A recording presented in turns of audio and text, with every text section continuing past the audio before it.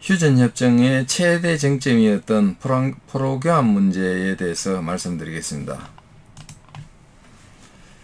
유엔군 측과 공산군 측이 각각 포로 명단을 교환을 했습니다.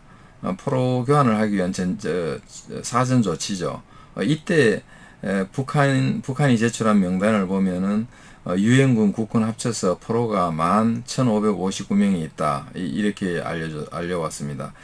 그에 비해서 우리 유엔군 측이 수용소에 구금하고 있던 중공군 북한군 포로 13만 2천 명입니다. 10대 1이 넘습니다. 공산 측의 문제점은 방송을 통해서 이미 유엔군 국군 포로가 6만 5천 명이라고 했습니다. 그런데 포로 명단 가지고 왔는데 11,000명 정도 되니까 이거 그러면 5만 명 어디 갔느냐, 그렇게 물었더니 이미 뭐 전선에서 풀어줬다. 그래서 각자 고향으로 갔을 거다. 고향으로 오지 않았기 때문에 이것은 거짓말이죠. 북한군에 편입한 것입니다. 포로 송환, 포로 교환, 이와 관련해서 유엔군 측과 공산 측이 대립을 했습니다. 유엔군 측은 자유의사에 따라 가지고 가고 싶은 사람 가고 남겠다는 사람 남기자, 그것이 인도주의 자유주의 원칙에 부합한다, 이런 주장입니다. 근데 공산 측은 뭐 그런 거 물을 필요 없이 중공군 포로, 북한군 포로 전부 다 보내라, 이런 입장입니다. 강제 송환이죠. 각 포로의 입장이라는 게 있을 텐데 그런 거 무시한 그런 주장입니다. 그렇게 해서 양측 주장이 대립하면서 휴전 협상이 좀 공전을 하게 됩니다. 그러다가 계기가 된 것이 스탈린이 1953년 3월 5일 날 사망합니다. 스탈린이 죽으면서 전쟁이 일으킨 게 스탈린이니까, 스탈린 당사자가 죽으니까 이게 협상이 다시 급진전되기 시작합니다. 그래서 다시 만나게 되고 협의가 진전이 된 것이죠. 그러면서 처음으로 이렇게 합의한 것이, 이미 부상당하거나 큰 병에 걸린 사람들 서로 교환하자, 거기 교환해서 빨리 살리는 게 낫지 않겠느냐. 그래서 양측이 서로 합의를 했습니다. 이때도 보면은 유엔군이 공산군 포로 6,670명 돌려주겠다고 한 것에 대해서 북한군은 유엔군 국군 포로 684명입니다. 그러니까 10대 1이죠. 이렇게 뭐 포로가 기본적으로 적을 수도 있지만은 북한이 사실은 숨기는 게 많이 있었다는 거죠. 실제로 북한군은 아주 중상자, 병이 심각한 사람은 보내지 않았습니다. 그래서 대신에 이제 병이 좀 가볍거나 부상이 가벼운 사람 보내서 또 약간 세뇌 공작을 해가지고 일종의 선전에 써먹기 위한 선전적인 목적으로 이용한 거죠. 여기 지금 사진에 나오는 북한군 포로들인데, 돌아가면서 유엔군이 지급했던 여러 가지 담배라든지 또 양말 이런 거, 또 네이 이런 옷을 다 집어 던지고, 이거 적군의 것이니까 필요 없다, 이렇게 던진 거죠. 이거 다 선전적인 목적이죠. 중국과 북한 공산당국이 이 휴전 협정에서 가장 크게 충격받은 것이 포로 교환 때인데, 포로들이 자기 나라에 돌아가지 않겠다고 한 겁니다. 그러니까 중공군이 중국 중화인민공화국에 가지 않겠다는 거고, 또 북한군 포로가 인민공화국, 민주주의 인민공화국 거기에 가지 않겠다는 겁니다. 그러니까 체제가 싫다는 거죠. 공산 체제가 싫다는 거니까 이게 충격받았죠. 실제로 북한에 가지 않겠다는 귀한 거부 포로가 6만 2천 명입니다. 그러니까 포로된 숫자의 절반 가까운 사람들이 북한에 가지 않겠다, 자기 고향에 가지 않겠다는 겁니다. 중공군 포로는 더 많습니다. 2만 명 가운데 15,000명이 중국 공산당에 가지 않고 자유중국에 가겠다, 이렇게 이야기한 거죠. 이렇게 되니까 공산 측에서 아주 발등에 불이 떨어져 가지고 빨리 공산 포로들, 북한군, 중공군 포로들 깡그리 다 데려와야 되겠다. 그렇게 하면서 거제도에 간첩을 보내고 해가지고 폭동을 일으켜서라도 이 포로들, 공산 포로들을 저는 북한으로 데려오느라, 이렇게 된 거죠. 그러다 보니까 방공 포로들은 안 가려고 하고, 그래서 결국은 거제도 포로 수용소 이런 데가 거의 이념의 전쟁터가 된 것입니다. 그제도 공산포로들이 그때부터 이렇게 북한 당국에서 보낸 이런 간첩들하고 힘을 합쳐가지고 여기 보면은 나오지만은 스탈린 초상화를 그리고 또 뭐 북한의 그 김일성 뭐 우상화 그런 표도 내걸고 이렇게 해서 여기 있는 중공군 북한군 포로 저는 북한으로 돌아가자 이렇게 이제 하면서 거기에 반항하는 사람들을 아주 테러까지 저지르면서 이런 획책을 하고 결국은 그제도 포로수용 소장 도토 준장인데 이 사람을 면담을 하겠다고 이렇게 신청해 놓고는 포로수용소 76 포로수용소 앞으로 왔을 때 그냥 납치를 한 거죠. 그렇게 해서 4일간 갇혔습니다. 이런 일까지 벌어졌죠. 마침 이때 미국 측에서는 그 리즈웨이 유엔군 총사령관을 유럽에 보내고 대신에 거기에 클라크 장군을 여기 신임 유엔군 총사령관으로 보냅니다. 그러면서 또 수용소장 또 보터너 아주 뭐 황소라는 별명을 가진 그런 수용소장을 보내가지고 진압을 하게 됩니다. 이것이 1952년도 5월달이죠. 강경 무력 진압을 해가지고 결국은 그 포로수용소를 평정을 합니다. 여기 보시면은 가스 마스크를 쓰고 있는 사람이 진압군이죠. 그래 진압군이 들어가서 그 저항하고 있는 침공 포로들을 전부 다 진압하고 여기서 사제 무기들을 전부 다 회수를 했습니다. 여기 다 전시되어 있는 것이 창이라든지 뭐 철조망 그 몰래 숨겨놨다가 그걸로 망치를 만들고 칼 뭐 이런 것들이 다 압수됐습니다.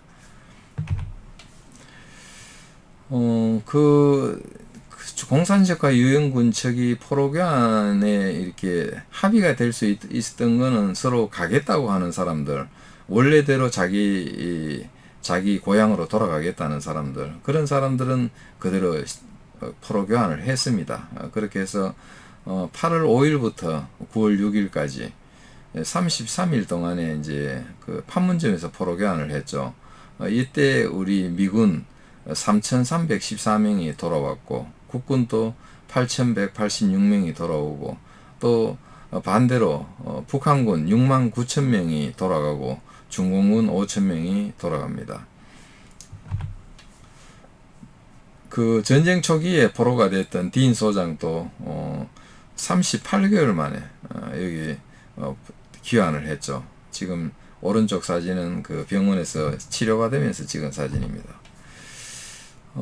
여기 유엔군 국군 포로 인수 장면인데 여기 북한군도 있고 우리 국군도 있고 미군도 있고 이렇게 다 있죠. 그리고 자유의 문으로 오너라 뭐 이렇게 환영하는 그런 구호도 붙어 있습니다. 이승만 대통령이 반공포로를 석방을 했습니다. 그때가 6월 18일입니다. 27,000명의 반공포로를 원영덕 헌병대장의 지휘하에 우리가 경비하고 있던 사람들이 문을 열어줘가지고 석방을 한 거죠. 이거는 뭐 미군과 협의 없이 일방적으로 한 겁니다.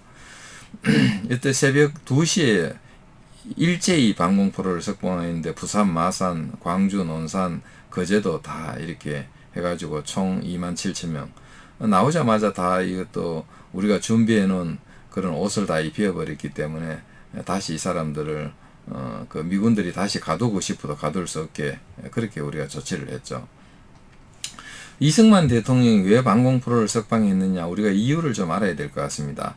기본적으로는 북한이 우리 국군 포로를 있는 그대로 돌려보내지 않았습니다. 그러면 우리는 어떻게 해야 되겠습니까? 우리는 8,000 몇 명 받고 만족해야 되겠습니까? 우리는 우리대로 그렇다면 좋다. 우리도 반공포로 그 석방해버리고 북한에 보낼 수 없다. 이거 결의를 보여준 것이죠. 그런 것이 이제 어떻게 보면은 북한에 대해서 상응한 조치를 한 측면이 있고 또 하나는 미국에 대한 불만입니다. 왜냐하면 미국은 미군 포로를 그 북한으로부터 돌려받는 것에 최우선 목표가 있습니다. 그래서 국군 포로가 얼마나 돌아오느냐는 관심이 없었죠. 실제로 5만 명 가운데 8,000 몇 명 받는데 이승만 대통령이나 우리 대한민국 국민은 굉장히 불만이 높았죠. 그렇지만은 미군은 그거 8천 몇 명 받는데 만족하고 일단 미군 포로 돌려받는데 주안점을 뒀죠. 그러니까 이승만 대통령이나 우리 국민 입장에서는 그러면 우리도 방공포로 석방해서 북한에 돌려보낼 수 없다. 이렇게 결의를 보낸 겁니다. 그나마 우리는 방공포로지만 북한은 돌아가겠다는 사람까지 억지로 억류한 거 아닙니까? 그런 면에서 우리는 형평성이 맞는 것이고, 또 하나는 그 휴전되고 난 뒤에 어떻게 할 거냐. 휴전되고 난 뒤에 미군 유엔군 다 빠져버리면은 다시 또 안보 불안이 올 텐데 어떻게 할 거냐. 안보 동맹, 한미 동맹을 맺어서 안전 보장을 해줘야 될 거 아니냐. 그런 어떤 차원에서 방공포로 석방을 했습니다. 당연히 미국의 반응은 뭐 펄펄 뛰었죠. 클라크 그 유엔군 총사령관 도쿄에 있었는데 뭐 급히 날아와가지고 이승만 대통령을 만나고, 또 뭐 미 8군 사령관 테일러 대장 중장, 또 우리 합참의장 백선엽 합참의장을 찾아가 항의를 하고 그게 난리 났죠. 그리고 또 뭐 처칠 영국 수상은 뭐 면도하다가 그 얼굴을 베일 정도로 놀래고, 또 뭐 미국의 아이젠하워 대통령 잠자다가 이런 소리 듣고 나와가지고 대책을 발표하고 국무부에서 아주 강경한 담화를 발표하고 그렇게 했죠. 그렇지만 어떻게 하겠습니까? 이미 포로 석방하고 포로를 다시 찾아낼 수가 없는 상황이니까 이것은 그대로 기정사실이 돼가지고 문제가 없었죠. 우리나라에서는 대부분 다 이 이승만 대통령의 조치를 환영하고, 더군다나 뭐 그 방공포로들은 더 말할 것도 없죠. 그 사실 불안하게 포로 수용소에 있다가 석방됐으니까 얼마나 안심이 되겠습니까? 당연히 환영하죠. 다만 조병옥 씨만이 이제 유엔 정책에 반하는 지나친 행동이다 이렇게 비판을 했죠. 이승만 대통령은 굉장히 조병옥 씨를 비난했습니다. 유일하게 조병옥 씨만이 그런 반대 의견을 냈기 때문에 그런 비판을 받았습니다. 이거 중공군 포로입니다. 다 타이완 자유중국에 가겠다는 사람들이죠. 그리고 이제 그 방공포로 석방으로 석방되지 않은 사람들이 있었습니다. 그 성황 거부 방공포로들인데 북한군 방공포로가 22,000명, 중공군 방공포로가 15,000명 있었죠.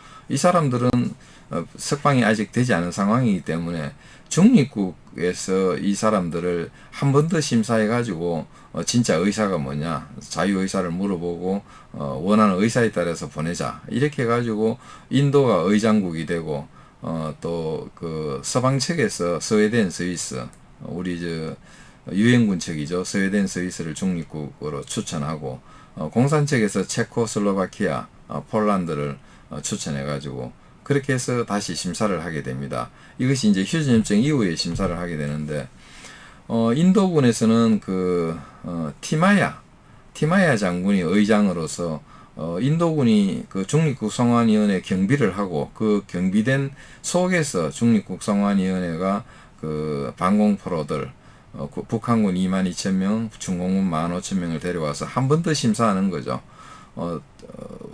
어디로 갈 거냐. 그렇지만 여기서 이제 그 북한군 공산주의자들이 이 방공포로를 설득하려고 하는데, 방공포로들이 이미 마음을 굳혔는데 설득이 되겠습니까? 공산체제가 싫어서 안 가겠다는데, 그렇게 해서 협의를 했지만은, 심사를 한다고 했지만은 북한군 22,000명 중에서 3,500명만 면담에 참석했습니다. 그리고 마음이 바뀌어가지고 북한에 돌아가겠다는 사람이 150명 정도 나왔습니다. 그리고 중공군 포로, 북한에서도 이제 우리 유엔군 국군 포로를 데리고 왔는데 그 중에서 7명이 마음을 바꿨죠. 그 외에는 다 종래대로 다 그 자기 본국으로 돌아가지 않겠다는 거죠.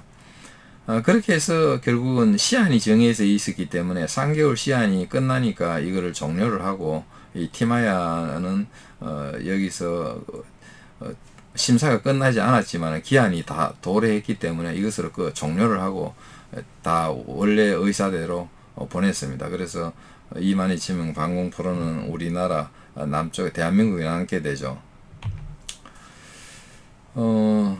최종적으로 우리가 한번 보면은 유엔군 측 대 공산군 측 포로 교환을 보면은 우리가 북한으로부터 받은 거, 공산적으로부터 받은 포로는 11,500명입니다. 그런데 우리가 북한에 보낸 포로는 74,000명이니까 차이가 많이 나죠. 이승만 대통령 27,000명 방공포로 석방을 했고, 중립국성안위원회에서 또 북한군 방공포로 22,000명이 추가로 석방이 되고, 또 중공군포로 15,000명이 석방됐습니다. 그에 비해서 이제 북한군에 억류돼 있던 국군포로 6만 명 돌아오지 못했죠. 그렇게 우리가 포로 문제가 이렇게 결과가 최종적으로 이렇게 됐습니다.